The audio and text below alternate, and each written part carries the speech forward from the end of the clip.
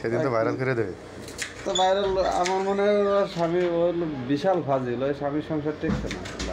হ্যাঁ হ্যাঁ শুনছে এই দিদি বলে মাই হয়েছে একটা, কিন্তু স্বামী করে সুন্দর হয়েছে। একদম গাড়ি দিব ঠিক আছে ঠিক আছে হ্যাঁ মাথা ছোটটা তৈরি করে দিতে। এই যে সীমা সরকারের এক চিমড়ি ওই সাথে আইছে ডালের মধ্যেই মরে যাইতুন দেছো, তাই কমে যাবে না, জাল কম ঠিক আছে।